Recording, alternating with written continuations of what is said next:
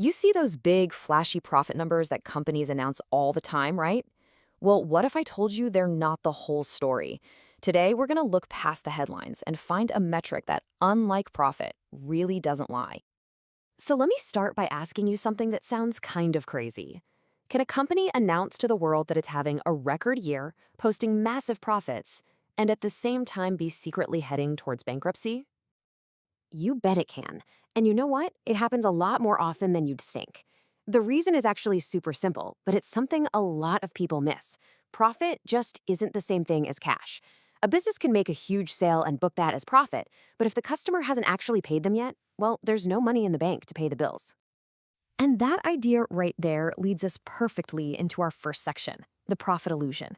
We're going to break down exactly how that shiny profit number can sometimes be nothing more than a mirage. Okay, so this is really the heart of the issue. A company's reported profit, the one you see in the news, can be influenced by all sorts of accounting rules, non-cash items, and little adjustments.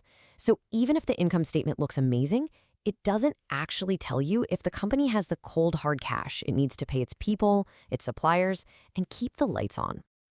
So, if profit can be misleading, what should we be looking at? What's the real deal? Well, that brings us to the hero of our story today, free cash flow. So what is this thing? Honestly, it's pretty straightforward. Free cash flow, or FCF for short, is the actual cash a company has left over after it's paid for everything it needs to run and grow the business. We're talking operating costs and also investments in new equipment or buildings. This is the real, leftover, do whatever you want with it cash. And look, you don't have to take my word for it. This quote from our source material really nails it, calling FCF the ultimate indicator of a company's real financial strength. It just cuts through all the accounting noise and shows you what's actually in the wallet, not just what's on the spreadsheet. Here's the best way to think about it. Imagine your salary. That's kind of like a company's revenue. But what really determines your financial health, it's the money you have left after you pay your rent, your car payment, your groceries, all the essentials. That leftover cash, that's your freedom, your financial flexibility. For a company, that's its free cash flow. Okay, so I think we get the concept, right? So for our next section, let's pop the hood and see how this number actually works. And don't worry, the math is way more simply than you might be thinking. Here it is. It's basically a two-step dance. You start with the total amount of cash the company's main business generates. That's called operating cash flow. Then you just subtract the money it has to spend to maintain and grow itself. We call that capital expenditures. And what's left? Boom, that's your free cash flow. So let's just quickly touch on those two parts. First up, operating cash flow.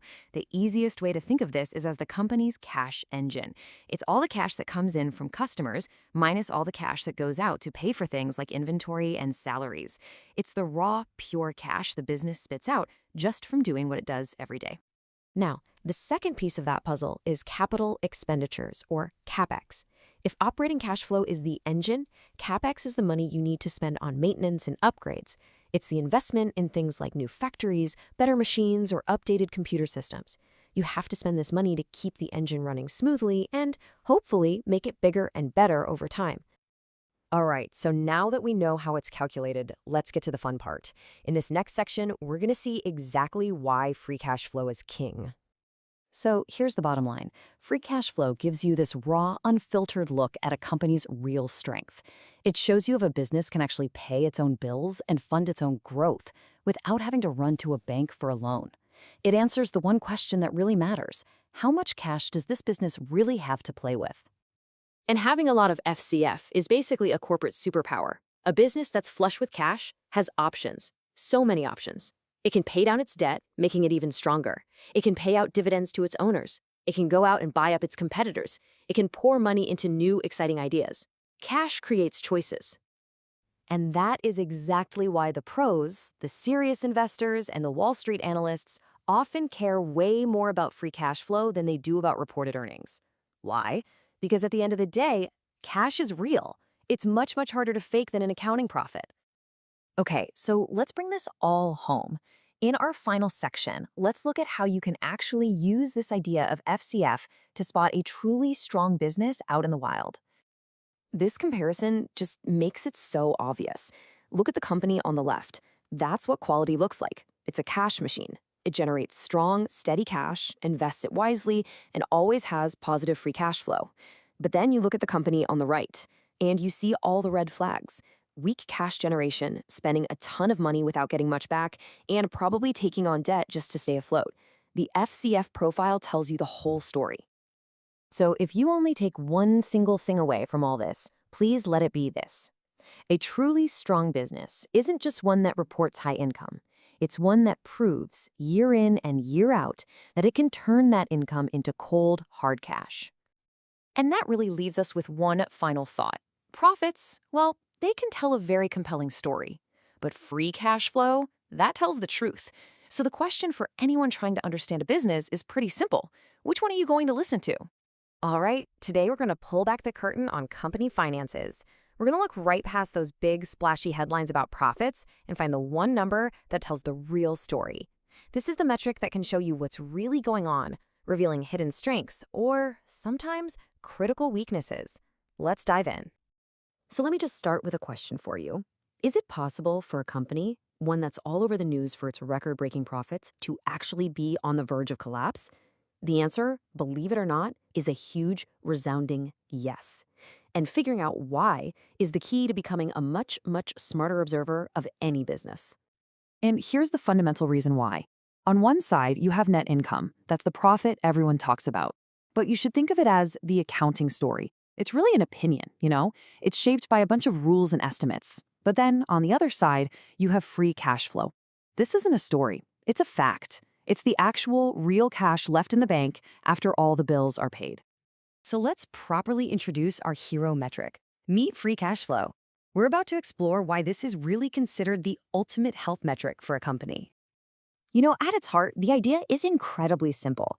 Free cash flow is just the cash a company has left over after it's paid for everything it needs to run and maintain the business. The best way to think about it is like your own personal budget. After you pay your rent, your bills, your groceries, whatever money is left over to save or invest, that's your free cash flow. It's the exact same idea for a business. And the way you calculate it is actually super logical, not scary at all. You start with all the cash that came in from the company's main business. Then you just subtract capital expenditures, or what people call CapEx. That's simply the money they spent on big-ticket items to keep things running and to grow, things like new buildings, machinery, or technology. And what's left? Yep, that's your free cash flow. So let's head down to the engine room. If FCF is the result, what's actually driving it? What are the key levers a company can pull to generate more or less cash? Okay, the first driver is the most obvious one, but it's the foundation for everything. Just basic operating performance. It all starts here. You need to be growing your sales to bring more cash in the door. Then you need good profit margins to make sure you're keeping a nice slice of that cash from every sale. And finally, you have to be efficient, right? Spending less to earn that same dollar. It's this combination that really fires up the cash generation engine. Now, this second driver is a little more behind the scenes, but wow, is it powerful. It's called working capital management. Really, it's just about the timing of money. How fast are you getting customers to pay you? Is your cash getting tied up in products just sitting in a warehouse? And are you being smart about when you pay your own bills to suppliers? A company that nails this can unlock incredible amounts of cash. And this chart just illustrates the point perfectly. This is where cash gets stuck. These are the cash traps. I mean, look at this. A massive 45% of trapped cash can come from just waiting for customers to pay their invoices. And another 35% is cash that's been turned into products that are literally just sitting on a shelf. This isn't just an accounting entry. It's real money that the company can't use. And driver number 3? It all comes down to the company's investment strategy. See, every company has to spend some money just to keep the lights on and maintain what they have. That's maintenance CapEx. But if they want to get bigger, they have to spend on growth CapEx. So management is in this constant balancing act. Do we keep more cash in our pocket today, or do we invest it to hopefully make even more cash tomorrow? All right, so now that we know what free cash flow is and what drives it, let's get to the fun part. Let's open up your new Detectives Toolkit and look at a few really powerful ways to analyze it. The very first thing you should always do is look at the trend over time, not just a single number. Is the free cash flow going up steadily? That is a fantastic sign of a healthy, efficient business. Is it jumping all over the place? That might tell you it's a seasonal business, like a retailer. And if it's negative, Well, that's when your detective work really starts. You've got to dig in and figure out if it's because of smart investments in growth or a sign of real trouble. And this brings us to a concept that analysts call quality of earnings. This is your ultimate red flag detector. You have to compare the profit a company says it made with the free cash flow it actually generated. If a company is reporting massive profits year after year, but it's not generating any cash, something's not right. It means those profits on paper aren't turning into cash in the bank. And to get even sharper with your analysis, here are two key ratios.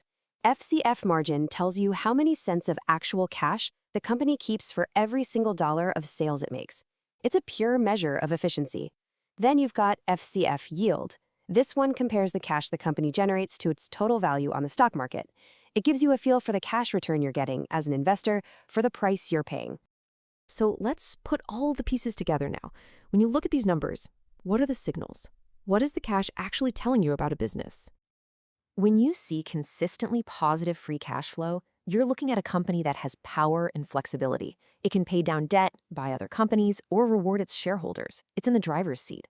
Negative FCF, though, is all about context. For a young Amazon, burning through cash was a great sign. They were investing every penny to build an empire. But for a big, mature company, being cash negative without a really clear growth story, that's a major red flag. So if you take just one thing away from our time together, let it be this. Forget the headlines for a second. Free cash flow is the single best, number one indicator of a company's true financial health and its freedom to control its own destiny. Look, reported profits will always get the headlines. They're simple, and they make for a good story. But now, you know to look deeper. You know how to find the real story that's written in the numbers. So the next time you look at any business, from your local coffee shop to a global tech company, ask yourself the most important question of all. Where's the cash? All right, today we're going to talk about one of the most powerful, and I mean truly powerful numbers in all of finance. We're talking about free cash flow. This is the metric that honestly cuts through all the accounting noise and just tells you the real story of what's going on inside a business. So let me just ask you this. If you could only look at one number to judge a company's financial health, what would you pick? Profits? Maybe? Revenue? Well, a lot of the smartest investors out there would tell you to look at something else entirely, a number that's way, way harder to fudge. And yep, that number is free cash flow. The easiest way to get your head around it is to just think about your own paycheck, right? After you pay your rent, your bills, your groceries, all the essentials just to keep things running, whatever money is left over, that's yours. You could save it, invest it, spend it. Well, free cash flow is literally the exact same concept, just for a business. Now, why is this leftover or free cash so important? Well, because that word free really means freedom. It's the cash that gives a company options, it gives it power, and it gives it the ability to actually shape its own future. But here's the thing. A company's free cash flow is so much more than just a report card on how it did last quarter. It's more like a crystal ball. It shows you what it can do next. And to really understand that, we need to look at it from two crucial perspectives, from inside the company and from the outside looking in. So first, let's step into the corner office. Let's put on our CEO hats. For a CEO and their management team, free cash flow is not just some boring number on a spreadsheet. No way. It is a toolkit filled with strategic options.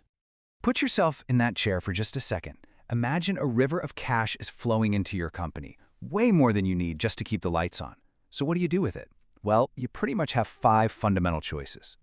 And here they are. You can give the cash back to the owners by paying out dividends or buying back stock. You could strengthen the company itself by paying down debt.